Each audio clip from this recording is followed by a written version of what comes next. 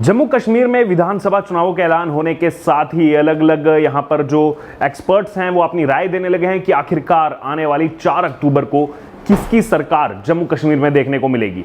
10 साल के बाद जम्मू कश्मीर में विधानसभा चुनाव होने जा रहे हैं और इस बार के चुनाव अपने मायनों में जो है कई ज्यादा अहम है।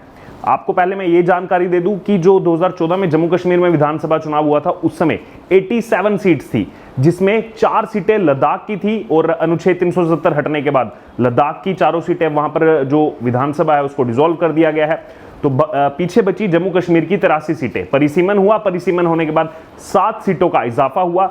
जिस कश्मीर संभाग में पहले 46 सीट्स हुआ करती थी अब वहां 47 सीट्स हैं और जिस जम्मू संभाग में 37 सीट्स हुआ करती थी अब वहां पर 43 सीट्स हैं। कुल मिलाकर के हुई 90 सीटें।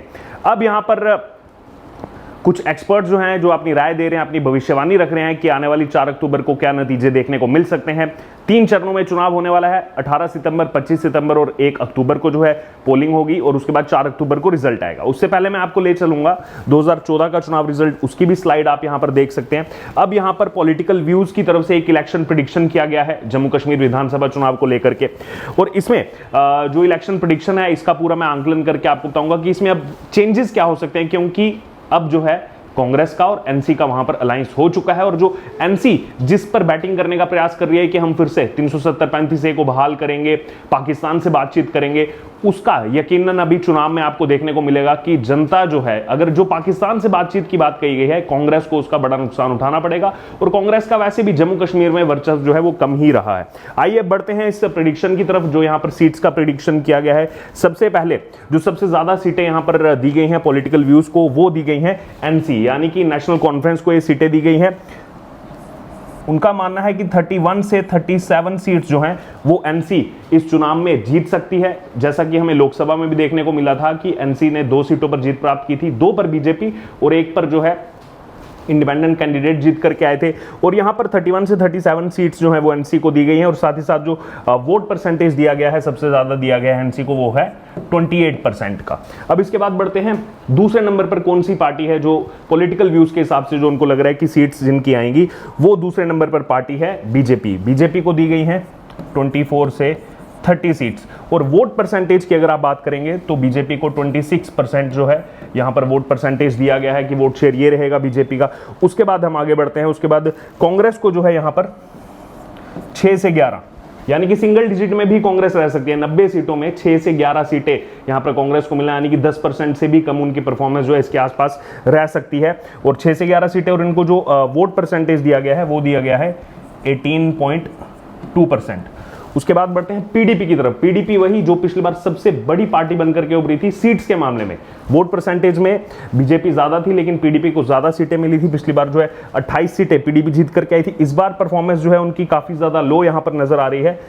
5 से 10 सीटों पर सिमटती हुई पीडीपी यहां पर नजर आ रही है। और अगर इनके वोट परसेंटेज की यहां पर बात की जाए तो वोट परसेंटेज जो है वो भी इनका यहां पर कम है। 11% ही जो है यहां पर इसके आसपास इनको वोट मिलता हुआ यहां पर नजर आ रहा है। कांग्रेस का जो उन्होंने डिफ्लेक्शन दिया वो दिया है 17 से 18% का डिफ्लेक्शन, यानी कि 17 से 18% पर जो है यहां पर कांग्रेस रह सकती है। और अदर्स की अगर बात की जिसमें निर्दलीय भी इसमें शामिल हैं तो 6 से 14 सीटें जो हैं वो अदर्स के खाते में यहां पर दी गई हैं और यहां पर भी इनको लगभग 18% वोट दिया गया। अब यहां पर आप एनालिसिस करेंगे अगर 2014 का रिजल्ट जो है वो आपके सामने है। देखिए एनसी जो है वो यहां पर राइज कर रही है। पिछली बार 15 सीटें थी, वोट परसेंटेज उनका 21% था। वोट परसेंटेज उनका ये जो अभी लोकसभा इलेक्शन हुआ और उसमें 2 सीटें जो जीत करके आई है उस हिसाब से ये आंकलन किया जा रहा है कि वोट परसेंटेज जो है यहां पर एनसी का बढ़ सकता है और वो सीट्स में भी आपको वो फर्क जो है यहां पर नजर आ सकता है। अब आप बढ़ते हैं बीजेपी की तरफ। बीजेपी को पिछली बार सबसे ज्यादा वोट परसेंटेज मिला था 23.2%। जम्मू कश्मीर के विधानसभा चुनाव के इतिहास में पहली बार बीजेपी इतनी सीटें जीत करके आई थी, इतना वोट शेयर मिला था। लेकिन इस बार अगर आप देखेंगे तो ये वोट परसेंटेज भी बीजेपी का वहां पर बढ़ रहा है 23.2% से 26%, यानी कि लगभग 3% का इजाफा यहां पर पॉलिटिकल व्यूज के हिसाब से माना जा रहा है। पिछली बार बीजेपी जीत करके आई थी 25 सीटें, इस बार 24 से 30 सीटें बताई जा रही हैं। यानी कि अगर आप इसका मीन भी निकालेंगे 27 सीट्स भी अगर आप निकालेंगे तो यहां पर बीजेपी पिछले चुनाव से जो है बेटर परफॉर्म करती हुई नजर आ रही है। पीडीपी की तरफ बढ़ते हैं। पीडीपी पिछली बार 28 सीट्स थी, 22.9% उनको वोट मिला था। इस बार ये बिल्कुल आधा हो रहा है और यही वोट जो है ये शिफ्ट हो रहा है कुछ पीडीपी में, कुछ वोट शिफ्ट हो रहा है बीजेपी में, और सीट्स जो है वो केवल 5 से 10 सीट्स पर आकर के सिमटती हुई नजर आ रही है। हालांकि यहाँ पर कुछ आपको डिफरेंस नजर आ सकता है, यहाँ पर पीडीपी 8 से 10 सीट या 12 सीट तक पुश कर सकती है। लेकिन अब अहम बात ये, कल से आप देख रहे होंगे एक न्यूज़ बहुत जोरों शोरों से कांग्रेस चला रही है कि राहुल गांधी कश्मीर गए, राहुल गांधी ने जाकर के बड़ी बड़ी बातें की, बड़े बड़े दावे किए।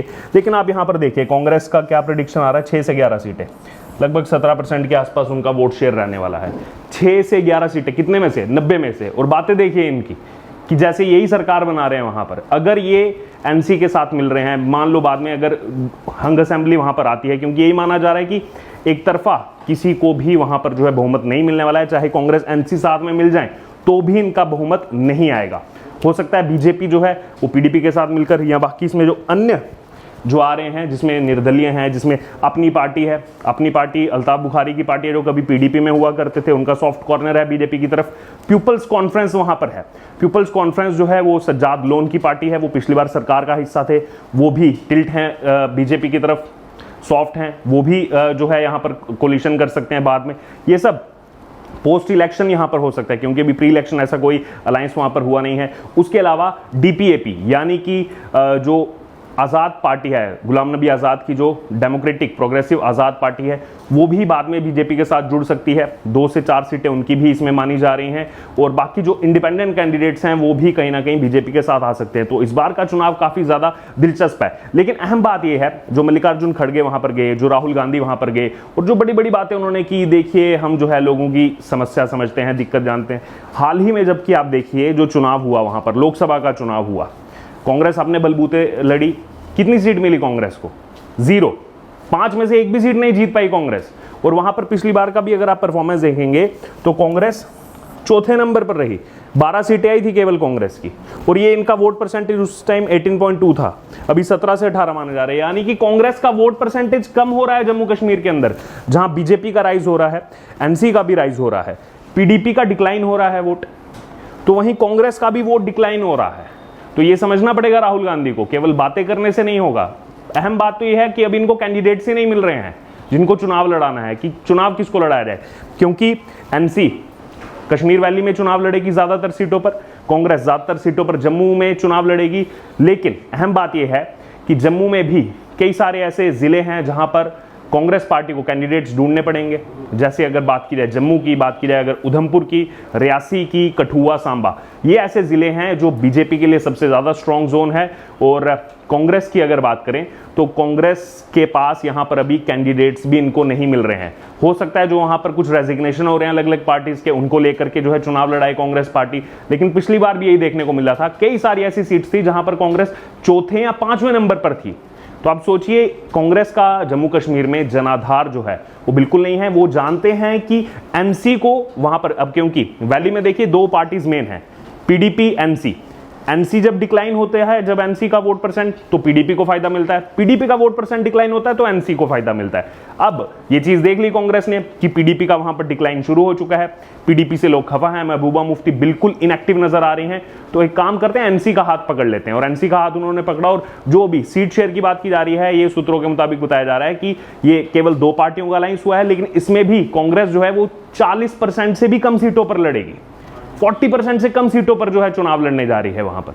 तो आप यहां पर समझ सकते हैं कि कांग्रेस का इस चुनाव में कोई ना ज्यादा बोलबाला है, और यह भी हो सकता है कि कांग्रेस इस चुनाव में भी पिछली बार की तरह चौथे नंबर पर आ सकती है, और बीजेपी और एनसी जो है वो इसमें लीड करती हुई नजर आएगी। अब देखना दिलचस्प होगा, अल्ताफ बुखारी की पार्टी, सज्जाद लोन की पार्टी, गुलाम नबी आजाद की पार्टी, ये कितने सीटें जो है जीत करके सामने आते हैं। और अगर ऐसा ही कुछ रिजल्ट में परिदर्शित होता हुआ अगर नजर आया, यही जो सिनेरियो अभी बताया जा रहा है, अगर ये रिजल्ट में बदलता है, बीजेपी यहां पर अगर 27 से 30 सीटें लाती है, इनका साथ यकीनन बीजेपी को मिलने जाएगा 10 से 12 का। और वहां पर अभी 90 सीटें हैं, तो 46 चाहिए सरकार बनाने के लिए।